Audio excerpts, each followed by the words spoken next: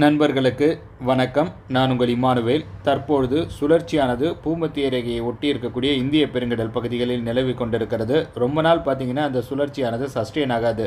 ஏன்னா அது ரொம்பவும் கீழே போயிடுச்சு. அது மட்டும் அல்லாது பூமியினுடைய தெற்கு அரைக்கோளத்தில், அதாவது சதர்ன் ஹெமிஸ்பியரில் ஈக்குட்டோரியல் சதர்ன் ஹெமிஸ்பியர்னு கூட சொல்லலாம். ஸோ அங்கே பார்த்தீங்கன்னா ஆக்டிவிட்டீஸ் வந்து இம்ப்ரூவ் ஆக போகுது. ஒரு சக்தி வாய்ந்த சுழற்சி ஒன்று உருவாகுவதற்கான வாய்ப்பெலாம் இருக்குது. அதனால் இந்த சுழற்சியின் வீரியமானது மென்மேலும் குறைந்து ஒரு கட்டத்தில் வலுவிழந்து போய்விடும். அதன் பின்பு மீண்டும் 27ஆம் தேதி வாக்கில் ஒரு சுழற்சியானது இலங்கைக்கு அருகாமையில் நகர்ந்து வந்து, அதாவது இலங்கைக்கு தெற்கே இருக்கக்கூடிய கடல் பகுதிகளில் நகரக்கூடிய ஒரு நிலை இருப்பதன் காரணமாக அந்த காலகட்டத்தில் அடுத்த சுற்று மழையானது இலங்கையில் மீண்டும் பதிவாக தொடங்கும் அப்படிங்கிற மாதிரி நம்ம வந்து எதிர்பார்க்கிறோம். அது மட்டுமல்லாது நிகழும் ஜனவரி மாத 30ஆம் தேதி வாக்கில் தமிழக கடலோர பகுதிகளிலும் மழைக்கான வாய்ப்புகள் என்பது வந்து இருக்கலாம். டெல்டா மற்றும் தென் கடலோர மாவட்ட கடலோர பகுதிகள் மற்றும் தென் மாவட்ட மேற்கு தொடர்ச்சி மலைப்பகுதிகள் அந்த சுற்றிலும் பலனடையும் அப்படிங்கிற மாதிரியான ஒரு எதிர்பார்ப்பும் என்கிட்ட இருக்குது. இதெல்லாம் நடக்கிறதுக்கு இன்னும் கொஞ்சம் நாள் இருக்குது. இப்போதைக்கு பார்த்தீங்கன்னாக்கா அடுத்த சுற்று மழைக்கான வாய்ப்பு இருக்குது. அது இந்த மாத இறுதியில் இருக்குது அப்படிங்கிறத மட்டும் நீங்கள் தெரிந்து வைத்து கொள்ளுங்கள். இலங்கையினுடைய தென்கிழக்கு கடலோர பகுதிகள் உட்பட இலங்கையினுடைய கிழக்கு கடலோர பகுதிகளின் பல்வேறு இடங்களிலும் மழையானது குறைய தொடங்கிவிட்டதாக நமக்கு தகவல்கள் கிடைக்க வந்துவிட்டது. இன்று அடுத்த 24 மணி நேரத்திலும் தமிழக தென் உள் மாவட்ட பகுதிகளின் சில இடங்களில் சாரல் தூறல் மழையெல்லாம் பதிவாகலாம். அதே போல் தென் மாவட்ட மேற்கு தொடர்ச்சி மலைப்பகுதிகளில் கூட மழையானது பதிவாகலாம். கடந்த 24 மணி நேரத்தில் நெல்லை மாவட்ட மேற்கு பகுதியான ஊத்து சுற்று வட்டார பகுதிகளில் கனத்த மழையானது பதிவாகி இருக்கிறது. ராமநாதபுரம் மாவட்டத்தில் தங்கச்சி மடம் மாதிரியான இடங்களில் கூட குறிப்பிட்டு சொல்லும்படியான அளவு மழை, அதாவது 100 மில்லிமீட்டருக்கும் அதிகமான அளவு மழை தான். அதே போல் ராமேஸ்வரத்தில் கூட பார்த்திங்கனாக்கா கிட்டத்தட்ட 100 மில்லிமீட்டரை நெருங்கி விட்டது மழை அளவு. ஸோ அந்த அளவிற்கான மழையானது ராமநாதபுரம் மாவட்ட கடலோர பகுதிகளில் பதிவாகி இருக்கிறது என்பது குறிப்பிடத்தக்க ஒரு விஷயம். இப்போ நிறைய இடங்களில் மழையானது கடந்த 24 மணி நேரத்தில் பதிவாகி இருக்குங்க. முழுமையான மழை அளவுகள் பட்டியல் நமக்கு கிடைக்க வந்து விட்டது. இந்த காணொலியின் இறுதியில் மழை அளவுகள் தொடர்பாக சில விஷயங்களை உங்கள் கூட நான் பகிர்ந்து கொள்கிறேன். மேலோட்டமாக சொல்லணும்னாக்கா ஊத்தில் 235 மில்லிமீட்டர் அளவு மழை, அதே போல் திருநெல்வேலி மாவட்டம் நாலுமுக்கு சுற்று வட்டார பகுதிகளில் 222 மில்லிமீட்டர் அளவு மழையும், காக்காட்சி அணையில் 209 மில்லிமீட்டர் அளவு மழையும் பதிவாகி இருக்கிறது. மாஞ்சோலையில் 162 மில்லிமீட்டர் அளவு மழையானது பதிவாகி இருப்பதாக தகவல்கள் கிடைக்க வந்திருக்கிறது. தங்கச்சி மடத்தில் 113 மில்லிமீட்டர், ராமேஸ்வரத்தில் 98 மில்லிமீட்டர், மண்டபத்தில் 93 மில்லிமீட்டர். இந்த மாதிரி லிஸ்ட்டு ரொம்ப பெருசு. வாலி நோக்கம் பகுதிகளில் கூட 50 மில்லிமீட்டருக்கும் அதிகமான அளவு மழையானது பதிவாகி இருக்கிறது. தூத்துக்குடி மாவட்டம் சுரங்குடி பகுதியில் 42 மில்லிமீட்டர் அளவு மழையானது பதிவாகி இருக்கிறது. திருவள்ளூர் மாவட்டம் திருத்தணி சுற்று வட்டார பகுதிகளிலும் 40 மில்லிமீட்டர் அளவு மழையானது பதிவாகி இருக்கிறது. நிறைய இடங்களில் தான் மழையானது பதிவாகி இருக்கிறது. தூத்துக்குடி மாவட்டத்தில் நிறைய இடங்களில் மழை வந்து பெரிய அளவில் பதிவாகலை அப்படிங்கிற மாதிரி நிறைய நண்பர்கள் வந்து சொல்லிக்கொண்டே இருந்தீங்க. பட் இப்போ சுரங்குடி மாதிரியான இடங்களில் கூட மழை பதிவாகி இருக்கிறத பார்க்கும்பொழுது ஓரளவிற்கு நம்ம வந்து பரவாயில்ல அப்படிங்கிற மாதிரி நினைக்க தோணுது.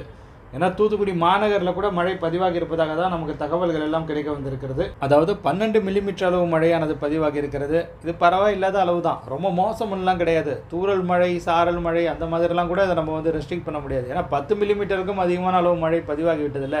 ஸோ அப்படி தான் இருக்கும் கண்டிஷன்ஸ். மேபி அடுத்து வரக்கூடிய நாட்களில் அடுத்த சுற்றுலா மழை பதிவாகுதா அப்படிங்கிறத நம்ம வந்து பார்க்கலாம்.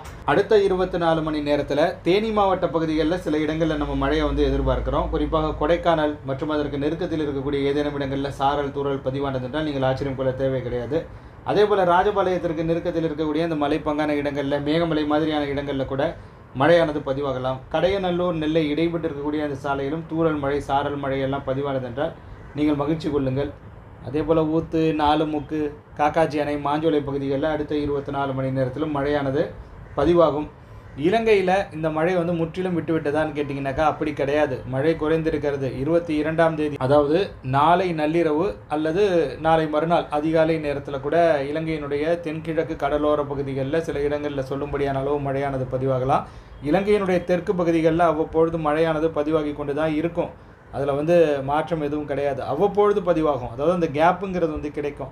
இந்த ஆக்டிவ் நம்பர் ஆஃப் டேஸ்ன்னு இருக்குல்ல, அண்ட் ஆக்டிவ் நம்பர் ஆஃப் ஹவர்ஸ்ன்னு இருக்குல்ல, ஸோ அதுதான் ரொம்ப முக்கியம். எவ்வளோ நேரம் தொடர்ச்சியாக ஒரு இடத்துல மழை பதிவாகுது அப்படிங்கிறது தான் ரொம்ப முக்கியம். இப்போ கடந்த சுற்றில் நம்ம என்ன சொல்லியிருந்தோம்னாக்கா அதற்கு முந்தைய சுற்றுக்கும் கடந்த சுற்றுக்கும் இடைவேளை என்பது மிகவும் குறைவாக இருந்தது. அது மட்டும் இல்லாது இந்த சுற்றில் ஓரளவிற்கு வலுவான மழையும் இலங்கையில் வந்து பதிவாக இருக்கிறது. ஓரளவுக்குன்னு இல்லை, ரொம்ப அதிகமான அளவு மழை தான் இந்த காலகட்டத்தில் இலங்கையை பொறுத்தவரையில். அதனால் பல இடங்களில் வெள்ளப்பெருக்கும் ஏற்பட்டிருக்கிறது. கடந்த 24 மணி நேரத்தில் கூட வாகனேரி சுற்றுவட்டார பகுதி, இது மட்டக்களப்புக்கு அருகே இருக்கக்கூடிய இடம், அங்கே பார்த்தீங்கன்னாக்கா 124 மில்லிமீட்டர் அளவு மழையானது பதிவாகி இருப்பதாக தகவல்கள் கிடைக்க வந்திருக்கிறது. நான் ஏற்கனவே சொன்னது தான், இலங்கையை பொறுத்த வரைக்கும் மழை மாளிகைகளின் எண்ணிக்கையே மிகவும் குறைவு தான். நீங்கள் தமிழகத்துடன் அதை நீங்கள் ஒப்பிடாதீங்க. எப்படி நம்ம தமிழகத்தில் மழைமானியின் எண்ணிக்கை குறைவு அப்படிங்கிறத சென்னையுடன் ஒப்பிடுறோமோ, அதாவது பிற பகுதிகளில் இப்போ ஜவ்வாது மலைப்பகுதிகளில் எங்களுக்கு மழைமணி குறைவாக இருக்கிறது அப்படிங்கிற மாதிரி சொல்கிறோம். காரணம் சென்னையில் அதிக அளவிலான மழைமணி இருக்குது, அதை பேஸ் பண்ணி நம்ம சொல்கிறோம். ஸோ அந்த மாதிரி நீங்கள் பார்த்தீங்கன்னா தமிழகத்தில் இருக்கக்கூடிய மழைமானிகளின் எண்ணிக்கை அந்த அடர்த்தியின் எண்ணிக்கை என்பது மிகவும் அதிகம். இலங்கையுடன் ஒப்பிடுகையில் சில முக்கிய நகரங்களில் தான் அங்கே மழைமணிகளே இருக்கும். ஸோ அங்கே பதிவாக இருக்கக்கூடிய மழை அளவுகள் தான் நமக்கு தெரிய வரும். ஸோ அதனால் அதையும் நம்ம உற்று நோக்கணும், அதையும் நம்ம கன்சிடர் பண்ணணும். சில இடங்களில் இதற்கும் அதிகமான அளவு மழையும் கூட பதிவாகி இருக்கும். இப்போ 21 நள்ளிரவு அல்லது 22ஆம் தேதிகளில் மழை வாய்ப்புகள் இருக்குது அப்படிங்கிற மாதிரி சொல்லிட்டு அம்பாறை மாவட்டத்தில் அம்மந்தோட்ட அம்பாறை இடைப்பட்டு இருக்கக்கூடிய பகுதிகளிலும் அந்த காலகட்டத்தில் மழையானது பதிவாகலாம். அதன் பிறகும் மழை வாய்ப்புகள் இருக்கான்னு கேட்டிங்கனாக்கா, அதை நம்ம சொல்லிட்டோமே, ஜனவரி 27ஆம் தேதி வாக்கில் அடுத்த சுற்று மழை இலங்கையினுடைய கிழக்கு பகுதிகளில் பதிவாக தொடங்கும். இந்த சுற்றானது பிப்ரவரி 1ஆம் தேதி வரை தொடர்வதற்கான வாய்ப்புகள் இருக்குது. 1 அல்லது 2ஆம் தேதின்னு கூட நீங்கள் எடுத்துக்கலாம், இல்லை 1ஆம் தேதியே நம்ம பெனிஃபிட் ஆஃப் த டவுட்டில் முன்னாடி வைக்கிறோன்னு வச்சுங்களேன். ஸோ அப்படி இருந்தால் கூட அந்த 4 நாட்களில் இலங்கையில் ஓரளவிற்கு குறிப்பிட்டு சொல்லும்படியான அளவு மழையை நம்ம எதிர்பார்க்கலாம்.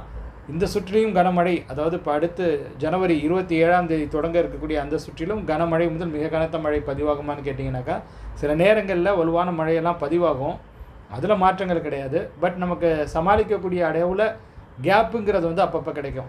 இப்போ தொடர்ச்சியாக பதிவாகுது இல்லையா, ஸோ அந்த மாதிரியான கண்டிஷன்ஸ் கொஞ்சம் குறைவாக இருக்கும் அப்படிங்கிற மாதிரி நான் எதிர்பார்க்குறேன். பட் இது தொடர்பான விஷயங்களை நம்ம இப்போ உறுதிப்படுத்த முடியாது, இன்னும் கொஞ்சம் நாள் கழித்த பிறகு தான் நம்மளால் உறுதிப்படுத்த முடியும். அதாவது கண்டினியூஸாக ஒரு 24 ஹவர்ஸ் இல்லை ஒரு 18 ஹவர்ஸ் ஒரு இடத்துல கனமழையாக பதிவாகி கொண்டு இருந்தது என்றால் அதனுடைய பாதிப்பு என்பது வேறு மாதிரி இருக்கும். ஸோ அந்த மாதிரியான நிலையெல்லாம் வருவதற்கு குறைவு அப்படிங்கிற மாதிரி நான் நினைக்கிறேன். பட் என்னங்கிறத நம்ம நெருக்கத்தில் பார்த்து கொள்ளலாம். தமிழகத்திலும் அந்த காலகட்டத்தில் மழையானது பதிவாகும், நம்ம ஏற்கனவே டிஸ்கஸ் பண்ணிட்டோம். ஸோ அதனால் அதை திருப்பி டிஸ்கஸ் பண்ண வேண்டிய அவசியம் இல்லைன்னு நினைக்கிறேன். உங்களுக்கு இதில் ஏதேனும் சந்தேகங்கள் இருந்தால் அதை மறக்காமல் கருத்துரை பகுதியில் எங்கள் கூட பகிருங்க. அவைகளுக்கு நள்ளிரவை ஒட்டிய அதிகாலை நேர குரல் பதிவில் நான் விளக்கங்களை வழங்குகிறேன். கடந்த 24 மணி நேரம் மழை அளவுகளை பொறுத்தவரையில் இப்போ ஒரு 4-5 பகுதியை சொல்லிட்டேன்னு நினைக்கிறேன். ராமேஸ்வரம் வரைக்கும் சொல்லிட்டேன்.